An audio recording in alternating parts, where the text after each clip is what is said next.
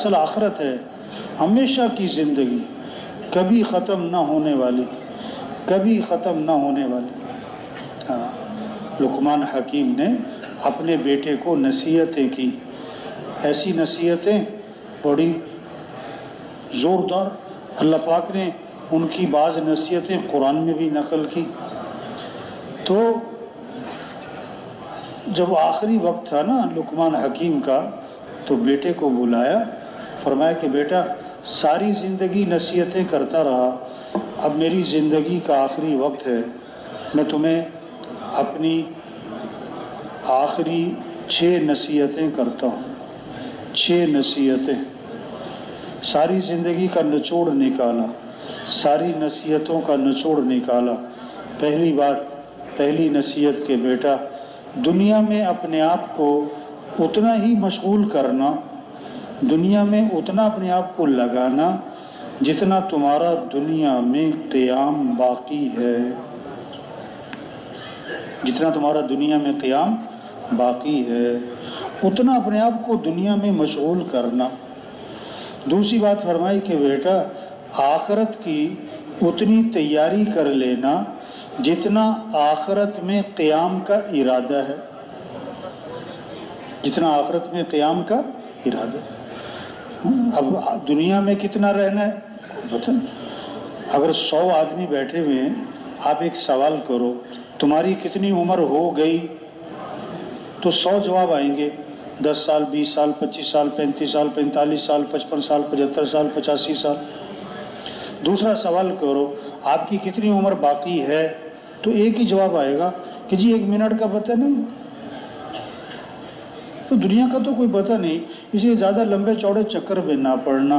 اور آخرت میں کتنا رہنا ہے کہ جی وہاں تو ہمیشہ رہنا ہے، تو جب ہمیشہ رہنا ہے تو اس کے اعتبار سے آخرت کی تیاری کر لینا بھائی۔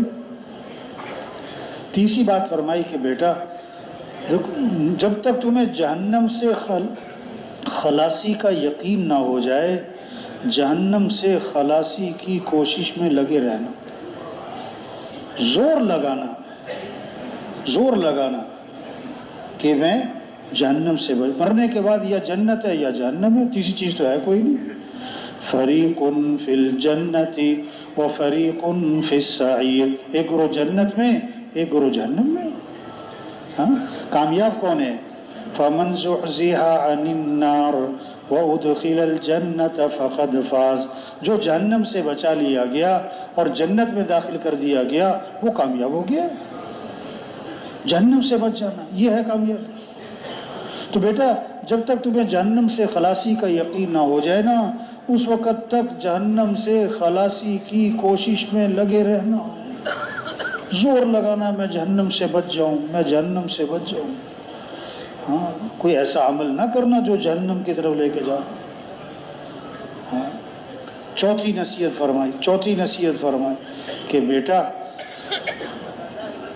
جتنا تم اللہ کے محتاج ہو، جتنا تم اللہ کے محتاج ہو، ہم محتاج ہیں نا، ہم تو بہت زیادہ محتاج ہیں، کھانے کے محتاج، پانی کے محتاج، ہوا کے محتاج، کپڑوں کے محتاج، ہم تو نمک کے محتاج، ہم تو کیا ہے تسمے کے محتاج، ہم تو سوئی کے محتاج، ہم تو دھاگے کے محتاج۔ انسان تو احتیاج کے مجموعے کا نام انسان، محتاج ہی محتاج۔ تو سب سے زیادہ ہم محتاج کس کے ہیں؟ اللہ کے۔ بولنے میں کس کے محتاج؟ اللہ کے۔ سننے میں کس کے محتاج؟ اللہ کے۔ کھانے میں، پینے میں، چبانے میں، نگلنے میں، اٹھنے میں، بیٹھنے میں، سانس لینے میں، دل کے دھڑکنے میں، ہر آن، ہر گھڑی، ہر حال، ہر وقت ہم کس کے محتاج؟ اللہ۔ 1 منٹ میں 1 مرتبہ نہیں بلکہ 1 لمحے میں ہم کروڑ مرتبہ اللہ کے محتاج ہیں۔ تو بیٹا جتنا تم اللہ کے محتاج ہو نا، اتنی اللہ کی عبادت کر لینا، اتنا اللہ کو راضی کر لینا جتنا تم اللہ کے محتاج ہو۔ ہم تو ہیں ہی محتاج، تو اتنا اللہ کو راضی کرنا جتنا تم اللہ کے محتاج ہو، جتنا تم اللہ کے محتاج ہو۔ 5ویں نصیحت فرمائی بیٹا جب کوئی گناہ کرنا چاہو، جب کوئی گناہ کرنا چاہو تو آدمی کی عادت ہے، جب آدمی نے غلط کام کرنا ہو نا تو آدمی دائیں بائیں دیکھتا ہے، کوئی دیکھ تو نہیں رہا، کوئی دیکھ تو نہیں رہا، چھپ کے کرتا ہے نا۔ تو جب تم کوئی گناہ کرنا چاہو تو کوئی ایسی جگہ تلاش کر لینا جہاں اللہ اور اس کے فرشتے تمہیں نہ دیکھ رہے ہوں، کوئی ایسی جگہ تلاش کر لینا۔ ہاں، استاد نے شاگردوں کو ایک ایک چوزہ دیا، ایک ایک چھری دی کہ وہاں ذبح کر کے لاؤ جہاں کوئی نہ دیکھ رہا ہو۔ کوئی 2 منٹ بعد ذبح کر لایا، کوئی 3 منٹ، کوئی 4 منٹ، کوئی 10 منٹ۔ کوئی ایک بچہ دیر سے آیا، ذبح بھی کر کے نہ لایا۔ استاد نے کہا تم آئے بھی دیر سے ہو، آئے بھی دیر سے ہو اور ذبح بھی نہیں کر کے لائے، یہ کیا کیا؟ انہوں نے کہا جی آپ نے شرط لگائی وہاں ذبح کر کے لاؤ جہاں کوئی نہ دیکھ رہا ہو۔ میں جگہ جگہ گیا، جگہ جگہ گیا، لیکن جہاں جاؤں اللہ دیکھ رہا ہے، جہاں جاؤں اللہ دیکھ رہا ہے، جہاں جاؤں اللہ دیکھ رہا ہے، تو اس لیے میں کیسے ذبح کر کے لاتا؟ استاد نے کہا یہ سارے بچے فیل ہو گئے، تم پاس ہو۔ جب گناہ کرنا چاہو تو کوئی ایسی جگہ تلاش کر لینا جہاں اللہ اور اس کے فرشتے تمہیں نہ دیکھ رہے۔ چھٹی نصیحت فرمائی کہ بیٹا اگر گناہ کرنا ہی ہے نا تو کر لینا، لیکن کتنے گناہ کرنا، کتنے گناہ کرنا؟ جتنا تم جہنم کی آگ برداشت کرنے کا حوصلہ رکھتے ہو۔ گناہ کا نتیجہ جہنم، گناہ کا نتیجہ عذاب۔ آپ صلی اللہ علیہ وسلم فجر کی نماز پڑھاتے تھے اور صحابہ کی طرف رخ کر کے فرماتے کہ کسی نے کوئی خواب دیکھا ہے تو سناؤ۔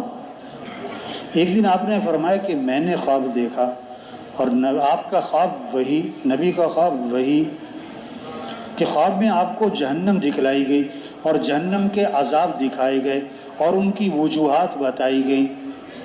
تو ایک آدمی دیکھا جہنم میں، اس کو سیدھا لیٹایا ہوا تھا اور سرانے ایک آدمی تھا، اس کے ہاتھ میں پتھر تھا، وہ پتھر اٹھا کے اس کے سر پہ مارتا تھا، سر کچلا جاتا تھا، پتھر لڑک جاتا تھا۔ وہ پتھر لے کر آتا تو سر صحیح سلامت ہو چکا ہوتا، پھر وہ پتھر مارتا اور کچلا جاتا۔ یہی عمل دہرایا جا رہا۔ پوچھا بھی یہ کون ہے؟ جواب ملا یہ وہ آدمی ہے جس نے قرآن یاد کیا تھا پھر بھلا دیا تھا، اور فرض نماز کو چھوڑ کر پڑا سوتا رہتا تھا، فرض نماز کو چھوڑ کر پڑا سوتا رہتا تھا، اس کی سزا مل رہی۔ آگے گئے تو ایک آدمی کو اوندھا لیٹایا ہوا ہے، اوندھا الٹا، سرانے ایک آدمی ہے، اس کے ہاتھ میں لوہے کی سلاخ ہے اور وہ لوہے کی سلاخ اس کی آنکھ میں ڈالتا ہے، توبہ توبہ توبہ توبہ، اور کھینچ کر اس کو پیچھے گدی تک لے آتا ہے، پھر اس کے ناک کے نتنے میں ڈالتا ہے اور کھینچ کر اوپر تک لاتا ہے، اور پھر اس کے منہ میں ڈالتا ہے اور کھینچ کر اوپر تک لاتا ہے، پھر دوسری جانب یہی عمل دہراتا ہے تو پہلی جانب ٹھیک ہو جاتی ہے۔ بھئی یہ کون ہے؟ تو جواب ملا یہ وہ آدمی ہے جو صبح گھر سے نکلتا، جگہ جگہ بیٹھتا اور ہر جگہ بیٹھ کر جھوٹی باتیں پھیلاتا تھا، جھوٹ بہت بولتا تھا، جھوٹ بہت بولتا تھا۔ یہ اس کی سزا مل رہی، یہ اس کی سزا مل رہی۔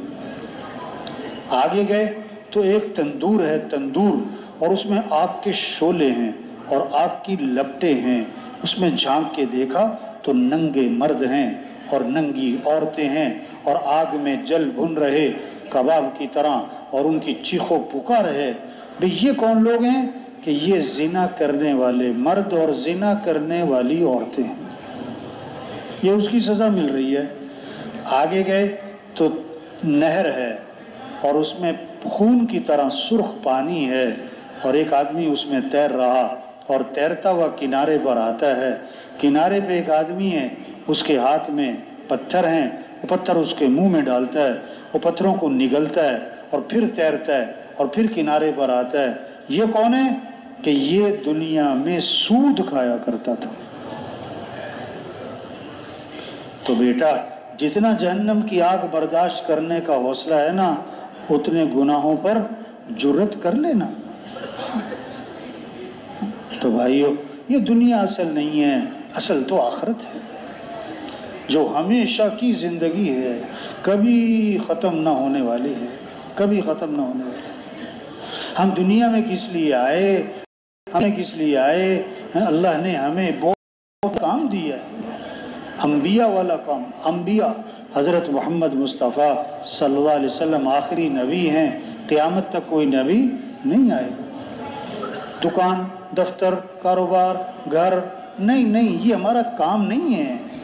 جیسے آدمی گھر بناتا ہے تو اس میں ایک چھوٹی سی بیت الخلا بناتا ہے نا، کمرے بڑے بڑے ہیں اور جناب اس میں اور چیزیں ہیں، لیکن بیت الخلا چھوٹی سی ہے۔ کیوں؟ کہ یہ تو ضرورت کی چیز ہے۔ ہاں، آدمی بیت الخلا میں کب جاتا ہے؟ جب اسے ضرورت ہوتی ہے۔ ہاں، تو دنیا، یہ دکان، یہ دفتر، یہ کاروبار، یہ گھر، یہ ضرورتیں ہیں۔ ہم اس لیے دنیا میں نہیں آئے کہ اپنی ساری صلاحیتیں اسی پر لگا دیں، اپنی ساری صلاحیتیں اسی پر لگا دیں پکڑ کر۔ ہاں، آج صلاحیت غلط جگہ لگ رہی ہے۔ دکاندار کی قوت خرچ ہو رہی دکان پر، زمیندار کی قوت خرچ ہو رہی زمیندار پر، کارخانے والے کی ساری دل دماغ خرچ ہو رہا ہے کہاں؟ کارخانے پر۔ ارے بھائی، یہ تو ضرورت کی چیز ہے، اور رزق تو مقدر کا ہے۔ یہ تھوڑا کہ بھی جو زیادہ کمائے گا وہ زیادہ کھائے گا۔ عام طور پر جو زیادہ کماتے ہیں ان کی خوراک کیا ہوتی ہے؟ کم۔ جو تھوڑا کماتے ہیں ان کی خوراک کیا ہوتی ہے؟ زیادہ۔ عام طور پر تو ایسے ہی ہے۔ ایک آدمی کہنے لگا، جب میں مہینے کے 15,000 روپے کماتا تھا تو ناشتے میں 2 پراٹھے کھاتا تھا، اب میں مہینے کے 15 لاکھ روپے کماتا ہوں اور ناشتے میں 2 ڈبل روٹی کے پیس ہی کھاتا ہوں۔ تو ہم دنیا میں کس لیے آئے؟ اللہ نے انبیاء والا کام دیا ہے ہمیں، پورا دین زندہ ہو، پوری دنیا میں زندہ ہو، ساری دنیا کے انسانوں کو ہدایت ملے۔ ساری دنیا کے انسانوں کو کیا ملے؟